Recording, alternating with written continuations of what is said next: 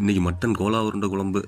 அதுக்கு வெங்காயம், பச்சை மிளகாய், இஞ்சி, தெருவுன தேங்காய், கடலை மாவு, ஜீரகத்தூள், மிளகாத்தூள், உப்பு இது எல்லாத்தையும் போட்டு ஒன்றா பிசைஞ்சு விட்டு சும்மா கிண்டுன்னு கிண்டணும்.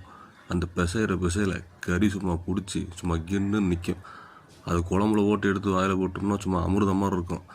அது எப்படி பிசைகிறோம் பாருங்க. இப்போ பிசைஞ்சாலும் சும்மா அல்வா துண்டு மாதிரி ஒரு கறியும் இருக்கும். ஆனால் கறியை சும்மா நல்லா கொத்தி வாங்கிட்டு வந்துடணும். கொத்தி வாங்கிட்டு வந்த கறியை மிக்சியில் போட்டு எல்லாம் நல்லா அடித்ததுக்கப்புறமா தான் அதில் போட்டு நீங்கள் பிசையணும். அப்படியே பிசைஞ்சு விட்டிங்கன்னா சரியாக வராது. கொத்தின கறி துண்டு துண்டாக தான் கடையில் கொடுப்பாங்க. உருட்டினதை எடுத்து ஒரு தட்டில் கொஞ்சம் கொஞ்சமாக லட்டு மாதிரி பிடிச்சி எத்தனை சைஸு உங்களுக்கு தேவையோ அத்தனை உருண்டையை உருட்டி வச்சுக்கிடுங்க.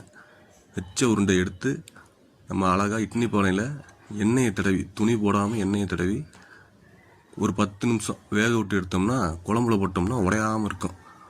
அதுக்கு தான் இப்போ போட்டிருக்கோம். இப்போ அதை அப்படியே மூடி போட்டு வேக விட்டு இப்போ திறந்து பார்ப்போம். ஆஹா, அருமையாக வந்திருக்கு. இது லைட்டாக குழஞ்ச மாதிரி இருக்கும். தேங்காய் எண்ணெயை பிடிச்சி கையில் கொஞ்சம் உருட்டி உள்ளே போட்டோம்னா சரியாக போயிடும். இப்போ அடுப்பில் சட்டியை வச்சு எண்ணெயை ஊற்றி வெங்காயம், தக்காளி, பச்சை மிளகா எல்லாம் போட்டு நல்லா வதக்கிட்டு அது மேலே கொஞ்சம் இஞ்சி பூண்டு பேஸ்ட்டை போட்டு கருகாமல் கிண்டிக்கிட்டே இருக்கும்போது தக்காளியை போட்டு நல்ல ஒரு பிரட்டி இதில் மேலாப்பில் உங்களுக்கு மஞ்சத்தூள், மிளகாத்தூள் எல்லாம் போடணும். இதுக்கு உங்களுக்கு கனிஞ்சு வரத்துக்காக கொஞ்சம் கல் உப்பு போட்டுக்குங்க. மிளகாத்தூள் 1.5 ஸ்பூனு, மல்லித்தூள் ஒரு 4 ஸ்பூனு. அப்போ தான் குழம்பு சும்மா இனிமையாக இருக்கும். இந்த மாதிரி குழம்பு நம்ம வீட்டில் மட்டும்தான் கிடைக்கும். தேவைன்னா கமெண்ட் பண்ணுங்க, உங்களுக்கு பார்சலை போட்டு விட்றோம். மேலாப்பில் கொஞ்சம் தண்ணியை ஊற்றி அடி பிடிக்காமல் இருக்கிறதுக்கு சிம்மில் வச்சு ஒரு 10 நிமிஷம் குழம்பு நல்லா அப்படியே கரைஞ்சி வரட்டும். வந்ததுக்கப்புறமா அரைச்ச தேங்காய் விழுதை ஊற்றி குழம்புக்கு தேவையான தண்ணியும் அதில் ஊற்றி நல்லா குழம்ப கொதிக்க விடணும். தேங்காவை போட்டு கொதிக்க விடாதுன்னு சில பேர் சொல்லுவாங்க. இந்த குழம்புக்கு கொதிக்க வச்சா தான் நல்லாயிருக்கும். கொதிச்சதுக்கப்புறம் திறந்து பார்த்தீங்கன்னா சும்மா தலபுலன்னு நல்லா கொதிக்கும்.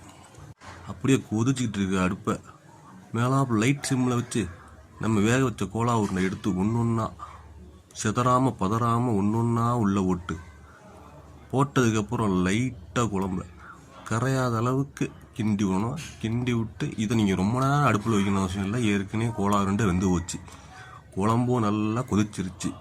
இது குழம்புல கோலா உருண்டையோட சாறு இறங்குறதுக்காக சும்மா ஒரு 3 நிமிஷம் மேலே பெப்பரை தூவி விட்டு அடுப்பை லைட்டாக சிம்மில் வச்சு விட்டுட்டு இறக்க போகிறதுக்கு முன்னாடி கொஞ்சோண்டு கொத்தமல்லி, கருவேப்பிலை இதை அப்படி நல்லா கத்திரிக்கோலில் வெட்டி போட்டிங்கன்னா நல்லா உள்ளே போய் இறங்கி நமக்கு இருக்கிறதே தெரியாத அளவுக்கு அதையும் சேர்த்து நம்ம சாப்பிட்ருவோம். ரெடி ஆயிடுச்சு குழம்பு.